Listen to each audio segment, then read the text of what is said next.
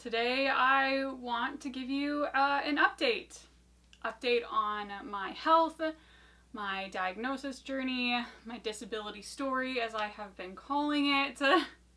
It's been 5 years since I last talked so openly about this. Before I get into any part of this video, content warning, I am going to be talking about declining health, navigating the US healthcare system. If that's something you're not comfortable with, maybe don't watch this video. Another thing I would like to get out of the way early on is talking about why it's been 5 years since I last talked about this subject. I made a video in 2019 called My Disability Story. In that video, I talked about my symptoms I experienced in the process of getting a diagnosis, covering the time frame from 2013 to 2019. And at the time, I felt I was just making this video for friends and family, people who followed me and wanted to be up to date on what was going on. And at the time, I had less than 1,000 subscribers on YouTube, I think, somewhere around there, and probably less than 1,000 followers on Instagram. In the 5 years since then, I now have over 30,000 followers on Instagram, and I just passed 7K on YouTube. Having followers changed how people were interacting with this video. I would have people who had never followed me before, didn't know anything about me, they would see a 30-second reel on Instagram, and these people would rush over to YouTube to scroll back 5 years and watch my disability story video. And I'm not talking about an innocent curiosity, I'm talking about a full-on internet investigation. These people would watch this video critically so that they could come to one of two conclusions. Either I was faking my disability and any hatred they might have for me is justified, or that I really was disabled and telling the truth, and I was deserving of their pity instead. And I don't want to go into too much detail about this, but it did put me in a number of uncomfortable situations. I was really hesitant to ever share more of my private medical information online. I thought perhaps I would keep it private. What a concept! I'm here today making this video, so obviously I've decided to share more of my story because I've been able to step away from the negativity bias surrounding all of this and see that I do think it has helped people. A lot of people have reached out to me saying that they're dealing with symptoms they don't understand, they're trying to navigate the US healthcare system, and they don't know what to do. Do you have any idea how bad your healthcare system has to be that people are reaching out to Colleen.cosplay for comforting words and advice? Yeah, that's pretty bad. So I am sharing my story. I'll just say that if you are someone here on an investigation to determine if I am valid in my disability or not, I just ask you watch the whole thing with an open mind, and if you cannot do that, then I just hope you'll be nice. I'm going to give a very brief summary of everything I said in the 2019 video. If you want to know more, please watch that video. So basically, started having symptoms in high school. I was a very athletic kid. I did a whole lot of sports. Started having knee pain, went to a doctor. They didn't take me seriously because I was a teenager.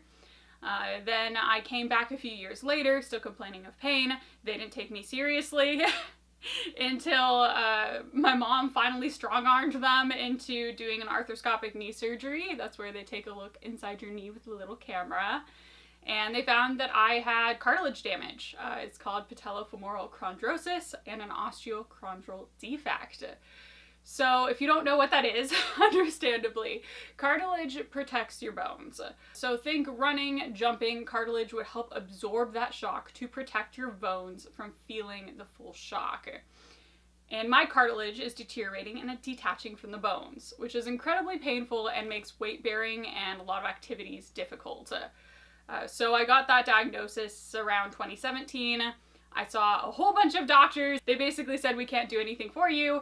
And I started using the crutches and knee braces and stuff like that, and I'd eventually use the wheelchair.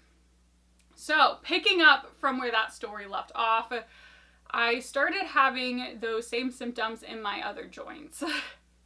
So not just in my left knee where this was diagnosed, it was also in my right knee, in my shoulders, in my wrists, in my elbows, in my hips, in my ankles, all of my joints started having the same exact symptoms that were diagnosed in my left knee. I brought this concern to my orthopedist who had diagnosed the leg thing. And he was like, okay, I think it's time to see a rheumatologist. Rheumatologists, they look at kind of whole body things, whereas the orthopedist was more focused just on the left knee. So early 2020, pre-pandemic 2020, that's important, I went and I saw a rheumatologist. The rheumatologist ran an x-ray and blood tests. Those came back normal, and I had explained to her that cartilage damage doesn't show up on an x-ray, at least the amount that I had at the time, and I'd really like an MRI. It'll definitely show up on an MRI. I had an MRI in hand where it had showed up, so I was like, please, please, please do an MRI, let's keep looking, and she said no. I still am not really sure what was going on with this rheumatologist. She did quit her job not too long after, so maybe she already had one foot out the door. I then came back and said, refer me to someone else, like I want to find answers, because I have pain in all my joints and I'm not sure how long I can work my job like this.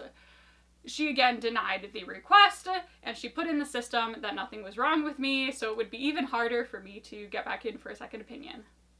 After this experience with the rheumatologist, I would see a geneticist, everything came back normal. And I would also see a pain management doctor. I just want to talk about this to show how different doctors are going to react to things differently, and no doctor can like see the pain you're in, right? Every doctor is going to have a different reaction. So I had doctors that saw my cartilage diagnosis and were like, you're probably fine. It probably doesn't hurt that much. Take an ibuprofen and tough it out. This pain management doctor, he went so far in the other direction and referred me for an interstitial pain pump, which is a pain pump they surgically put into your abdomen, which feeds medication directly towards your spine. That's pretty intense. I think it was a bit too intense for the pain I had at the time, but I still appreciate he took me seriously. And I was so desperate at the time that I was like, sure, I will consider putting a robot surgically inside me if it means that I can keep working my current job. Turns out they don't do interstitial pain pumps anymore, at least to the place I was referred to. For what I understand, it's becoming a bit of an outdated technology. All that to say, by early 2020, I was at a dead end. I had no options left. I had seen every doctor I could think of, and all that was left was to maybe get third opinions to start through the system all over again. And then COVID started. And I don't know if you remember what the healthcare system in the US was like during COVID, but people were using words like collapsing, broken. I don't know if you remember the part of COVID where people had diagnosis of what was wrong. They had surgeries scheduled to fix or help with the issues, and then those surgeries got canceled because they were considered elective. Do you remember that part of the pandemic?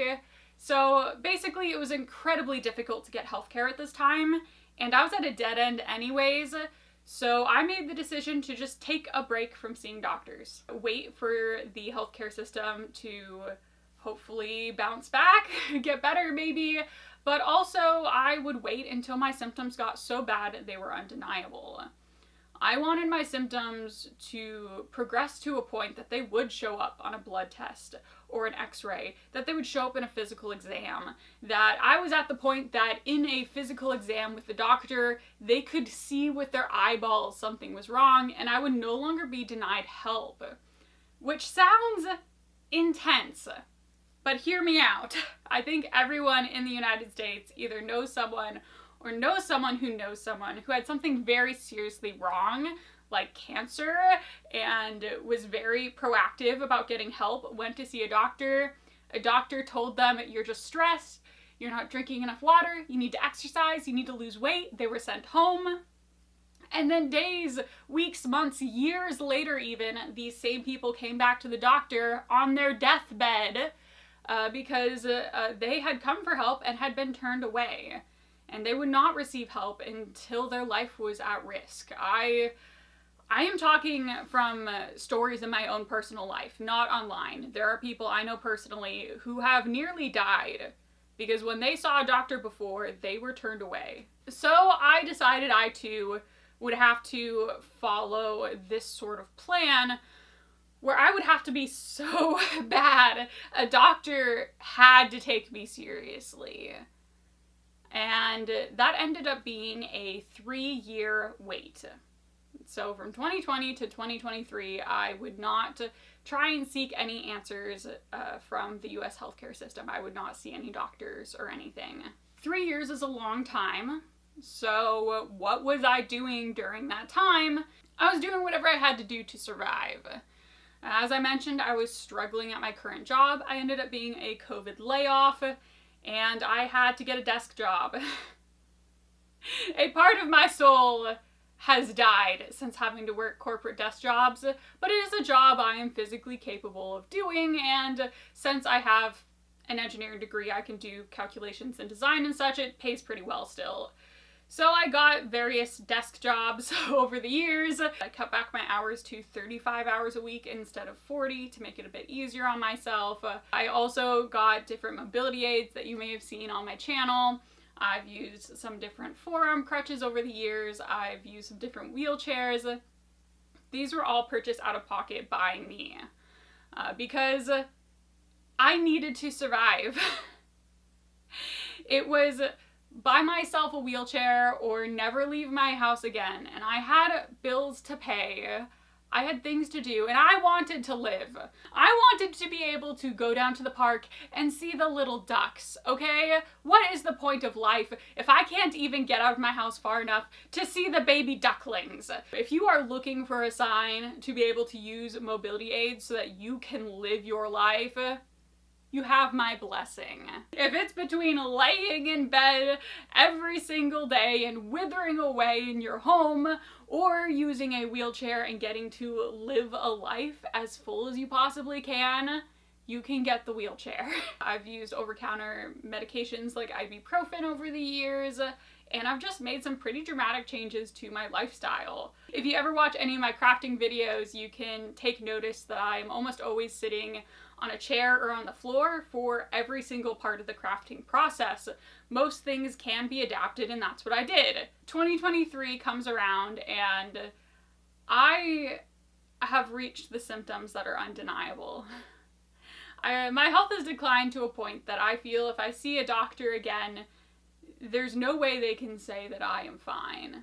I was in a lot more pain, a lot more fatigue. It was getting harder and harder to sleep because I was kept awake by pain. I was fatiguing much, much faster. There was a long time where all I could really do was work my 7 hours at my desk job and go home.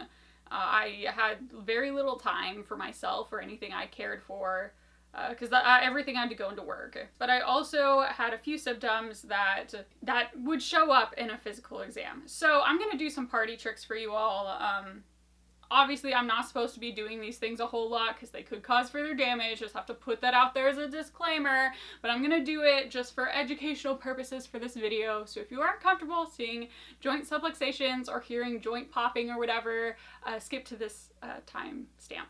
Around like 2022, 2023, I started experiencing a lot more joint subluxations and joint hypermobility. This is when your joints aren't sticking together correctly.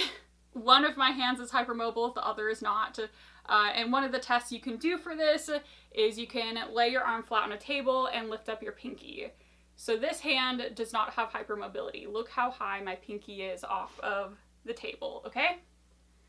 My other hand does have joint hypermobility. So look how much further this pinky is off the table. It's nearly 90 degrees. So that would be a hypermobile joint. My elbows are also hypermobile, they hyperextend. I can't see this one nearly as well, but my doctors noticed it, so I thought I'd show. If you're already queasy, look away now. I can sublux my shoulders at will.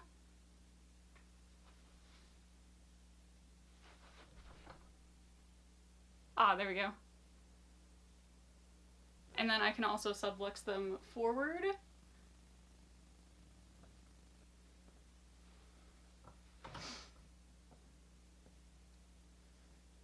And then on top of that, I have a lot of joint popping and locking. I'm not sure if my mic is over here. Little ASMR for you guys. It's my right wrist. It's my elbow. That's my shoulder. What do these symptoms mean? Because they are quite a bit different than what I talked about in my 2019 video. So joint hypermobility means, as you saw, the joints will partially dislocate from the socket. This is an issue. For example, I would be like picking something up, like picking up groceries, and my arm would sublux out of the socket, and then suddenly I have a big weight on my arm and it has no socket to pull from. The same with things like using my forearm crutches and my wheelchair. I would be propelling myself in the wheelchair, and then one of the joints in my arm would sublux, and I'm now pushing with no socket to push against. It is just the muscles holding on for dear life. So this, as you can imagine, made life rather difficult for me. When it was just my legs that were bad, I could use the crutches and the wheelchair and I was fine, right? But with both the legs and the arms being crap, how am I supposed to get around? That's why I get really kind of upset when people are like, oh, you use a wheelchair, your arms must be like super, super strong. And I'm like, no, my arms are also bad. Since it had been 3 years since I'd last seen a doctor, I had to restart as a new patient at every hospital that I had been at. So that means seeing the same orthopedist that I had seen before, I now had a 3-month wait and I had to redo all the paperwork as a new patient. After I got a referral to a rheumatologist again, because like I said, that previous rheumatologist left some notes before she quit saying that I basically couldn't get back in without a new referral, so I had to restart from the referral. I got a referral to a new rheumatologist, and that took 6 months to get in. From deciding I was going to try and get help again, it was 9 months just to get in to see the rheumatologist. This rheumatologist I liked quite a bit more. She is the one that first noticed the hypermobility in my elbows and that my elbows are very crunchy. So she took me seriously. Yay, my grand plan is working where I just suffer so much that people realize something's wrong. And she sent for x-rays again. I didn't think anything would show up on x-ray. At this point I was still pretty confident the damage was to the cartilage, but some things did actually get to the point that they showed up on an x-ray. They found a mild subchondral sclerosis, which is a symptom of osteoarthritis. Generally attributed to the later stages of osteoarthritis. And they also found osteoarthritis pubis, which is, from what I understand, a lot of what they found in my knee, just in my pelvis. Subchondral sclerosis was also in my pelvis. Maybe I should be like really torn up about this news, but I'm just like, eureka! I'm finally so bad something showed up on an x-ray, so if I don't get the MRI that I've been begging for, we at least have something. So I ended up asking the rheumatologist, like, hey, these are my x-ray results, what do you think? And she said, hi, this is outside of what I do as a rheumatologist. Go back to see your orthopedist. They did end up running some more tests, but from what I understand, she was only there to diagnose rheumatoid arthritis or things similar to those lines, and she just didn't really deal with things like osteoarthritis. I'm not quite sure the difference and why the line was drawn there, but that's what I was told. So I go back and message my orthopedist, hey, here are my x-ray results. The rheumatologist says that this is your field of expertise. And he said, no, this is a rheumatology thing. I won't take you either. So here I am, 4 years later even, in exactly the same situation. But instead of being not disabled enough to receive care, I'm too disabled. It is too complicated. They don't know which doctor should be able to address what my x-ray is showing. They don't know. So they just keep bopping me around to different doctors. Fine, I will see a primary care doctor. And this doctor hopefully will be able to point me in the right direction and maybe read my x-rays and interpret them for me. I'm not going to spend a whole lot of time on this doctor because she is the worst doctor I've ever experienced in my life. So I'm not going to give her a lot of time in this video because she doesn't deserve it. But basically, I went to see this doctor, and before I went into the appointment, I was informed that she is being demoted. They did not call it a demotion, but it was pretty clear it was. She was working at a very big, well-established hospital in the city, and she was going to be moving to a much smaller hospital in one of the suburbs. Not one of the best suburbs in my opinion, but that's not really the point. They had to inform me as a patient she would be moving to a different location. The way everyone talked about this, she was getting a demotion. Whatever. I go in to the appointment, I do my party tricks, I ask about the x-rays. She looks at the x-rays and she says, I don't know what this is, I've never seen it before. Then she Googles it on her computer in front of me and reads off the Google definition. And I kind of press a little bit harder, like, is there anything you can do? And she says, well, it's pretty clear they can't cure whatever you have, so why are we gonna bother treating the symptoms? If we can't make you 100% better, isn't it okay that you're in pain every single day until you die? Isn't it okay if you become so disabled you lose your job? And I had to explain, I do worry I came off as a Karen, but I think it was justified. Explain that until she finds a diagnosis, a reason, until she does something, I cannot get accommodations at work, I cannot get any sort of prescription help, I cannot get a custom mobility aid, and she basically ends off with saying, that sucks, I'm sorry. The only good thing about this doctor is she showed her way out the door herself.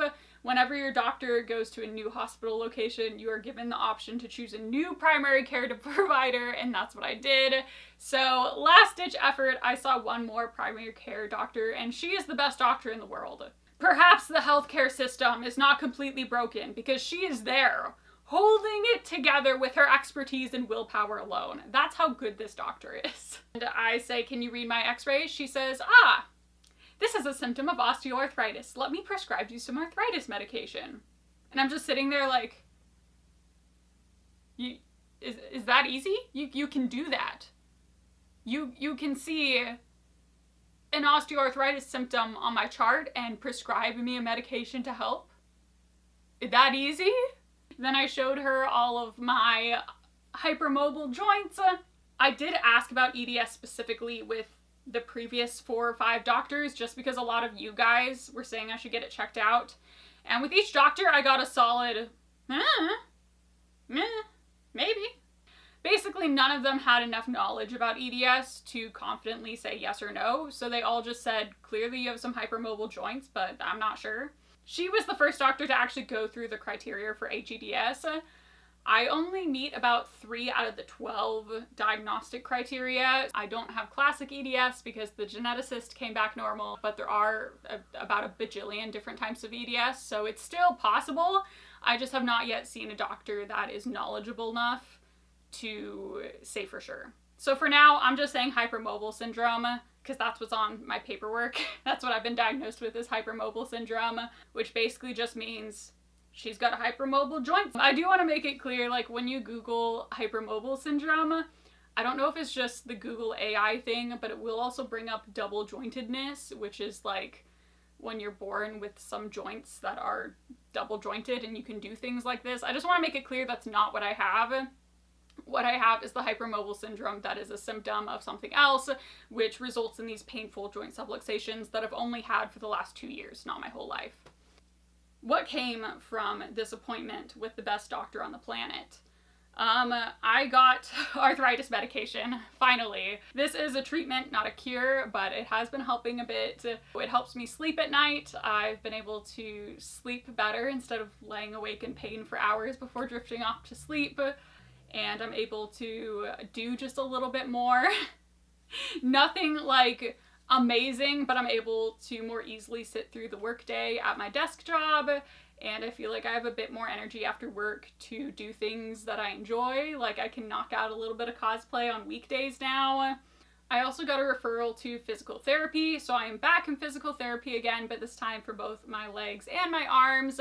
I've been doing my exercises every single day like a good girl. I think it does help my walking gait a little for when I do walk. I only use crutches at work, so all the time I'm around the office is on crutches. I think it helps with that. I also got a referral to get evaluated for a custom wheelchair. I am still waiting to see how that's going to turn out because they processed my referral incorrectly and I had to wait another month. But I'm hoping something will come out of that and I might be able to get a custom to me wheelchair. I'm just so angry at all the doctors before this one, at all the people who denied me any help because they decided I was too complicated. All the doctors that sent me away and refused further testing or treatment. But I'm also happy I've finally gotten some more answers and some more help. I'm feeling quite a bit better now that I'm actually on a treatment and have a step forward. But also, I do think this will all continue to progress as it has over the last 10 years. I wouldn't see any reason that it wouldn't. So, I mean, there's good and bad. I think I will continue to get worse, but at least now I have a medication that will make it easier to live with for now. I do feel like I should try and end this on a positive note, though, instead of I'm just going to get sicker and sicker over time.